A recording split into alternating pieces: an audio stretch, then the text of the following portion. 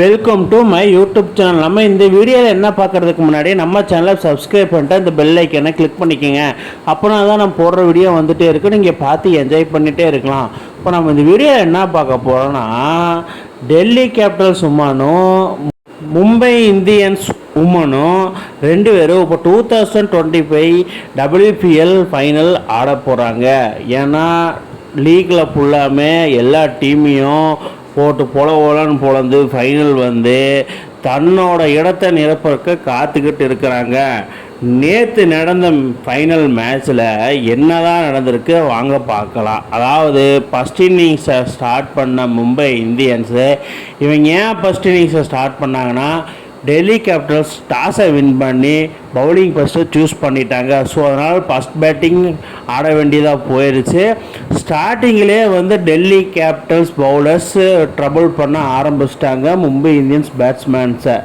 ஏன்னா Morrison கேப்பும் சீகா Pandey outstanding. அதுக்கப்புறம் வந்த ஹர்மன்பிரீத் கர் போட்டு பொலன்னு பொழந்து 50 ரன்னு எடுத்துட்டாங்க. இவங்களுக்கு உறுதுணையாக இருந்த நட்டாலி சேவியரும், அதாவது என்னதான் 2 விக்கெட்டு போனாலும் ஸ்கோர் போர்டில் 2 கம்மியாக இருந்தாலும் நான் இருக்கேன் அப்படின்னு சொல்லி ஒரு கேப்டன்சி நாக்குனா என்னன்னு தெரியுமா, நான் மட்டும்தான். இவங்க ஹர்மன்பிரீத் கர் வந்து எப்போவுமே ஒரு பிக் மேட்ச் பிளேயர்னு சொல்லுவேன். நம்ம இதில் வந்து விராட் கோலி எப்படியோ அதே மாதிரி உமன்ஸில் வந்து ஹர்மன்பிரீத் கர் தான் 50 ரன்னு அடித்து. அங்கே பாருங்கள், ஹர்மன்பிரீத் கரும் நட்டாலி சேவியரும் 62 பாலுக்கு 89 ரன்ஸு. இதுதான் குரூசியல் நாக்கு நான் சொல்லுவேன். ஏன்னா இந்த மாதிரியெல்லாம் ஆட விட்டிங்கன்னா மும்பை இந்தியன்ஸு வேறு மாதிரி கப்பை தூக்கிட்டு போயிடுவாங்க. ஆனால் டெல்லி கேபிட்டல்ஸ்க்கு வந்து என்ன பண்ணுறதுன்னே தெரியல. அதாவது மெக்லேனிங் அந்த டீமோட கேப்டனு, அது எப்படி போட்டாலும் அடிக்கிறாங்க. ஒரு அவுட்ஸ்டாண்டிங் பார்ட்னர்ஷிப்பாக இருக்குது. அப்புறம் கடைசியாக வந்து பார்த்திங்கன்னா 44 பாலுக்கு 66 ரன்கள் இருக்கும்போது ஹர்மன்பிரீத் கரை தூக்கி விட்டாங்க. இப்போ தூக்கி விட்டதன் மூலயமா ஸ்கோர் போர்டு ப்ரெஷர் கம்மியாச்சு டெல்லி கேபிட்டல்ஸுக்கு. ஸ்கோர் போர்டு ப்ரெஷர் கம்மியானாலும் பரவாயில்ல, நம்ம வந்து நீட்டாக ஆடணும் அப்படின்னு சொல்லி எதிர்பார்த்தாங்க. பட் வந்து அந்தளவுக்கு பர்ஃபார்மன்ஸ் பண்ணலாம் சொல்லுவேன். பவுலர் சரியான செமையாக அடி வாங்கினாங்க தான் நான் சொல்லுவேன். அதுக்கப்புறம் மும்பை இந்தியன்ஸு டார்கெட்டு ஃபிக்ஸ் பண்ண ஸ்கோர் எவ்வளோனா 149/7. 20 ஓவருக்கு 150 ரன்ஸ் அடித்தா வந்து டெல்லி கேபிட்டல்ஸ் வந்து வின் பண்ணிடுவாங்க. 150 தானா மெக்லேனிங். நான் வந்து இன்டர்நேஷ்னல் கிரிக்கெட்லேயே 7 கப்பு வாங்கியிருக்கேன். இதெல்லாம் எனக்கு அசால்ட்டு. 150 ஸ்கோர் தானே, இப்போ நாங்கள் வேறு மாதிரி ஆடி காமிக்கிறோம் அப்படின்னு சொல்லி கிளம்புறங்க. டெல்லி கேபிட்டல்ஸ் ஓப்பனர்ஸு எப்படி தான் பண்ணுறாங்க அப்படின்னு சொல்லி வெயிட் பண்ணாங்க. எப்படியே கம்பேக் கூட மும்பையோட மைண்ட் செட்டு. செகண்ட் இன்னிங்ஸை தொடர்ந்த டெல்லி கேபிட்டல்ஸோட ஓப்பனர்ஸு ஸ்டார்டிங்கிலே மெக்லேனிங் பயப்படுத்துகிறாங்க. திடீர்னு நட்டாலி சேவியர் பாலில் போல்ட் அவுட் ஆகி பெவிலியன் திரும்பிட்டாங்க.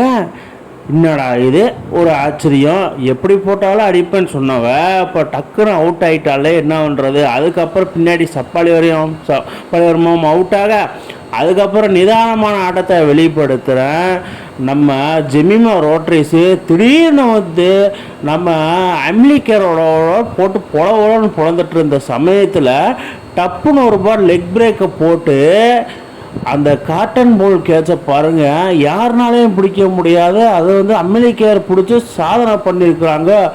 ஓடி போய் பிடிச்சி அவுட்ஸ்டாண்டிங்காக ஃபீல்டிங் பண்ணி அந்த கேட்சை பிடிச்சிருக்கிறாங்க. அடே அப்பா, என்ன ஒரு கேட்ச். அதுக்கப்புறம் படுமோசமாக ஆடிட்டு இருந்த டெல்லி கேபிட்டல் ஒன்றும் இந்த மேட்ச்சில் உயிர் இருக்குது. அந்த மாதிரி தாங்க மாரிசன் கேப் சவுத் ஆப்பிரிக்காவோட ஆல்ரவுண்டர்னு சொல்லணும். ஏன்னா இவங்க வேறு மாதிரியான ஒரு ஆல்ரவுண்டரு போட்டு திடீர்னு வந்து மும்பைக்கு இருந்த ஹோப்பே ஃபுல்லி அஃபெக்ட் பண்ணுற மாதிரி போட்டு போல. அதாவது யார் போட்டாலும் சரி, ஸ்பீடாகட்டும் ஸ்பின் ஆகட்டும், யார் போட்டாலும் போட்டு பொலன்னு பொழந்து எடுத்துகிட்டு இருந்த சமயத்தில் சடனாக வந்து ஒரு விக்கெட்டு விழுகுது. மாரிசன் கேப்பும் அவுட்டு. அதுக்கப்புறம் தான் மும்பைக்கே ஒரு ஹோப் வந்து. அந்த விக்கெட்டுக்கு கோஸ்ட்டு யாருன்னா நம்ம அமிலி கியர். அதாவது பேட்டிங்கில் நான் ஃபார்ம் அவுட்டாக இருந்தாலும் பவுலிங்கில் நான் வேற மாதிரி என்னை யாரும் பிடிக்க முடியாது அந்த மாதிரி தான் ஒரு சம்பவம் பண்ணிக்கிறாங்க நம்ம அமெரிக்கர். அதாவது லாஸ்ட் டைம் நியூசிலாந்து கப்பு வாங்கினாங்க, அப்பவும் அமெரிக்கர் தான். இந்த டைம் மும்பை கப்பு உறுதுணையாக இருந்தது அமெரிக்கர் தான் சொல்லுவேன். அதுக்கப்புறம் ரிசல்ட்டு பார்த்தீங்கன்னா மும்பை இந்தியன்ஸ் 149 ரன்னு அடித்தாங்க. ஆனால் டெல்லி கேபிட்டல்ஸ் 141 ரன்னுக்கே 9 விக்கெட்டு போயிடுச்சு. இதில் என்ன சம்பவம்னா கடைசியாக வந்து பார்த்தீங்கன்னா Mumbai Indians win by 8 runs. அதாவது மென்ஸ் ஆகட்டும் உமன்ஸ் ஆகட்டும் தன்னோட ஆதிக்கத்தை செலுத்திட்டு வராங்க அந்த பிரான்சிஸ். வேறு மாதிரி இல்லை, ஒரு தரமான சம்பவம் இல்லை. அதுக்கப்புறம் ஹர்மீத் தேங்க்ஸ் டு காடுன்னு சொல்லிட்டு 2வது டைட்டிலை அடிச்சுட்டு போயிட்டாங்க. WPL 2025 வின்னர் யாருன்னா நம்ம மும்பை இந்தியன்ஸ் உமன்ஸ் தான். அதுக்கப்புறம் அந்த பிரான்சிஸோட ஓனரோட செலிப்ரேஷன் பாருங்கள், அந்த கம்பேக் கொடுத்து அந்த கப்பை தூக்கிட்டு போகிறதுல வேறு லெவல் செலிப்ரேஷனாக இருக்குது. வி ஆர் ஹேப்பி அப்படின்னு தான் நான் சொல்லுவேன்.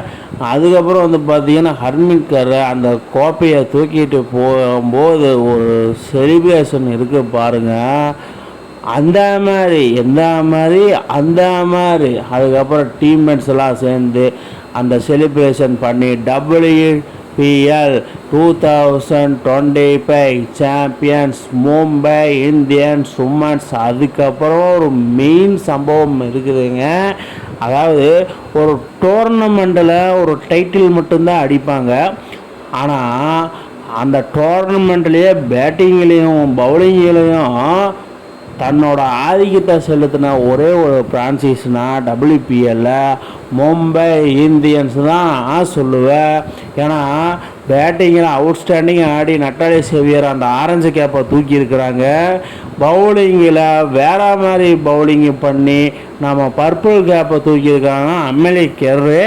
அதுவும் இல்லாமல் கேப்டன்சியை அவுட்ஸ்டாண்டிங்காக பண்ணி அந்த WPL 2025 டைட்டிலையும் வின் பண்ணியிருக்காங்க. இது முதல் தடவை இல்லைங்க, second title winner of the goes to Harmanpreet. இந்த மாதிரி சம்பவம் பண்ணிகிட்டே இருந்தால் இந்த பிரான்சிஸ் வேற எங்கேயோ போயிரு. ஆல்ரெடி ஏகப்பட்ட சம்பவம் பண்ணியிருக்காங்க. இதுவும் கூட. இதில் என்ன ஒரு தரமான விஷயம்னா WPL வரலாற்றிலே தொடர்ந்து 3 முறையாக ஃபைனல் வந்து கப்படிக்காமல் போன மெக்லானிங்கை தான் சொல்லணும். இன்டர்நேஷ்னலாக 7 கப்பு வாங்கின மெக்லானிங்குக்கு WPL ஒரு கப்பும் கூட கிடைக்கல. இதுதான் நிலைமை. இந்த வீடியோ எப்படி இருக்குன்னு கீழே கமெண்ட் பாக்ஸில் கமெண்ட் பண்ணுங்கள். இந்த மாதிரி இன்ட்ரெஸ்டிங் கிரிக்கெட் வீடியோவை தெரிஞ்சுக்க நம்ம சேனலை சப்ஸ்கிரைப் பண்ணுங்கள், லைக் அண்ட் கமெண்ட் பண்ணுங்கள். மேலும் மேலும் உங்களுக்கு வீடியோ வந்துகிட்டே இருக்கும்.